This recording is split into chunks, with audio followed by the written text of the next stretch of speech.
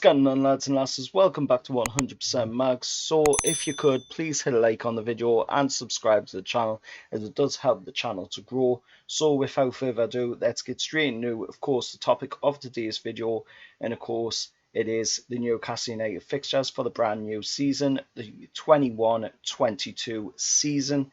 So you've probably already seen them by now, but here they are up on screen to my right. And of course, as you can see, there's some reasonably tough fixtures in there and some reasonably easy-ish fixtures in there, but of course no game in the Premier League is easy at the end of the day.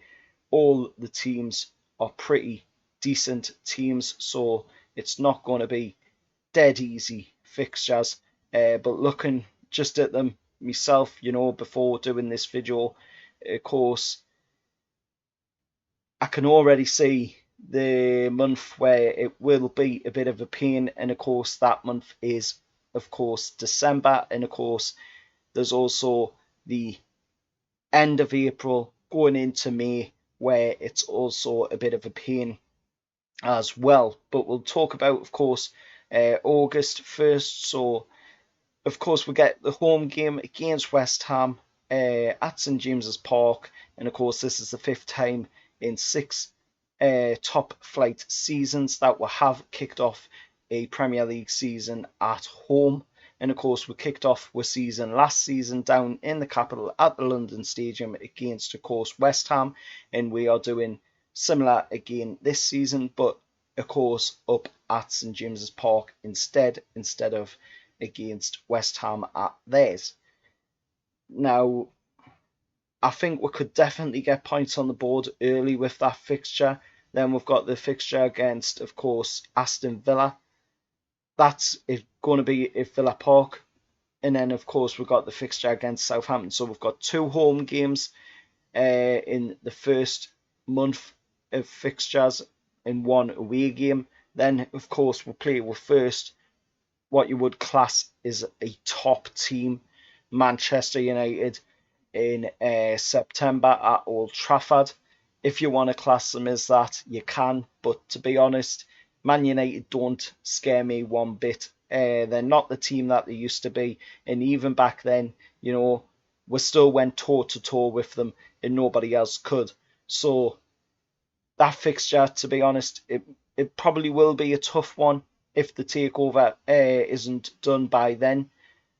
But like I've been saying on many videos about the takeover, it's a matter of when, not if, because we all know that the Premier League can't do nothing about the takeover, and the takeover is eventually going to go through. It's just a matter of when it goes through, and hopefully with the news going around as well of late, what Mike Ashley's been saying, then it's going to be going through pretty soon by the sounds of it.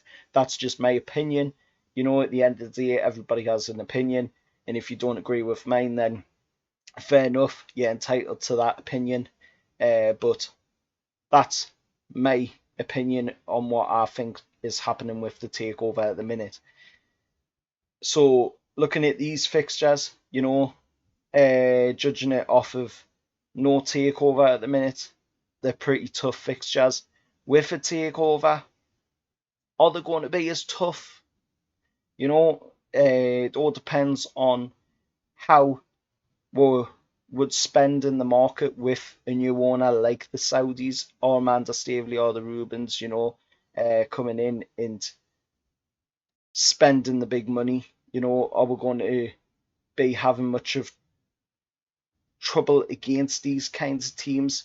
Or, are we going to have Mike Ashley at the helm of the club for another season?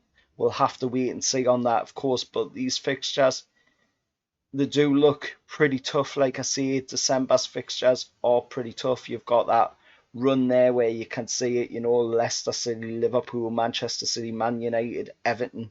Then, of course, you've got the New Year's Day game against Southampton, which is all the way down at, of course, St Mary's, which is quite a journey away. It's over 100 miles away from Newcastle. That is a massive journey, and especially if fans are going to be in the stadiums as well, because fans are going to be out drinking in Newcastle on New Year's Eve, and then they're going to have to make that massive journey or cut their New Year's Eve celebrations short and make that massive journey down to the south coast to support the lads against Southampton. And even for the players as well, that's going to be rough. It's just absolutely unfair that they've given with that kind of fixture. It really is. And then looking at the other fixture after that, at least we'll get a home game against Watford, but that is a really, really tough fixture. And then April, the end of April, going into, of course, the May is tough fixtures as well. As you can see, you've got Tottenham on the 2nd of April, then you've got 16th, 23rd, 30th, 17th, 15th of April. All really tough games, in my opinion. And, we end off the season, as you can see, against Burnley on the 22nd of May. Of course, you've got FA Cup, League Cup to add into there as well. So if you add that in, you've got 4 games at least in August, because you've got a League Cup second round that you've got to think about, which is sandwiched between, of course, the Aston Villa game on the 21st of August and, of course, the Southampton game on the 28th of August. Then, of course, the September games, you've got another 4 games in there because you've got a League Cup third round tie sandwiched between, of course, the Leeds United game and the Watford game. Then, of course, October has games in there as well, where you've got adding the League Cup game to them, games in the Premier League, which is sandwiched between the Crystal Palace trip and the game against Chelsea at St James's. And then, of course, you get October off at least, with just the Premier League games being played in that month. And then, of course, you've got all the fixtures in December, and then you've got to also sandwich in an League Cup 5th round if we make it through as far as that. In between, of course, the home game against Manchester City and the home game against Man United on Boxing Day, which is going to be rough. And then, of course, the January fixtures as well. You've got League Cup semi-finals that you've got sandwich in, also including an FA Cup third round as well, that you've got a sandwich in between, of course, Southampton and the Watford games as well. And then, of course, you've got in February, you've got a sandwich in on the 5th of February, a FA Cup 4th round game just before the game against Everton. And then, of course, a League Cup final game at the end of February, which has got to be put in on, of course, just after the trip away to Brentford. And then, of course, for March, you've got a 9th of March FA Cup 5th round game sandwiched in between the Brighton game and the trip to Chelsea. And then, of course, just on the end of March, on the 19th of March, you have an FA Cup game, which obviously coincides, as you can see, with the Crystal Palace one. So that obviously would be changed to a different date, but still that is in there as well. So that adds to the fixtures.